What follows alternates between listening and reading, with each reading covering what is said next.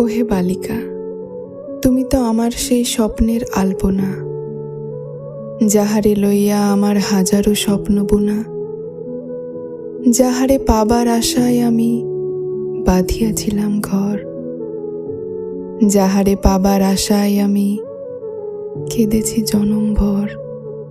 তুমিই তো আমার সেই স্বপ্নের আলপনা। পুকুরের ধারে কৃষ্ণচূড়ার পাশে আমি দেখেছিলাম তোমারে, আমি দেখেছিলাম তোমার ঠোঁটের সে স্নিগ্ধ হাসি, আমি দেখেছিলাম তোমার সেই মায়া ভরা দুটি চোখ, যার পলকে পলকে ছড়িয়ে আছে মৃদু মেঘের রাশি। তাহার কোমরে মাটির কলস আর মাথায় ফুলের বালা, গ্রামের মেঠো পথ তাহার শাড়ির আঁচল খোলা, তাহার সেই কাজল কালো কেশ আর পরনের লাল শাড়ি, তাহার পায়ের সেই নূপুর আর হাতেতে কাচের চুড়ি।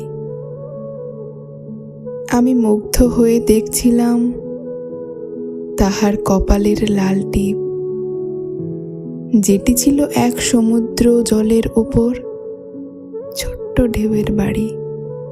তুমিই তো সেই স্বপ্নের আলপনা। এক জ্যোৎস্না আলোর রাতে পদ্মপুকুরের ধারে টঙের ওপর বসে গল্প করব দুজনে। আকাশের চাঁদ দেখবে আমাদের ভালোবাসা, মেঘগুলো করবে খেলা চেয়ে আমাদের পানে। নদীর সেই ঢেউ ভাঙা ছলছল শব্দে মাছেরা করিবে খেলা। রাতের মৃদু বাতাসে উড়িবে তোমার চুল, মানিবে না কোনো বাধা। আর মাঝি ভাই গেয়ে গান ভাসাইবে তাহার ভেলা। কত কেটেছে বিকেল, কত গুনেছি প্রহর, কিভাবে যে রাত্রির পর আসিত নতুন ভোর।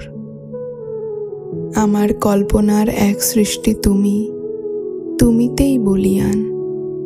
তোমাকে নিয়ে হয় না লেখা কবিতা বা কোনো গান।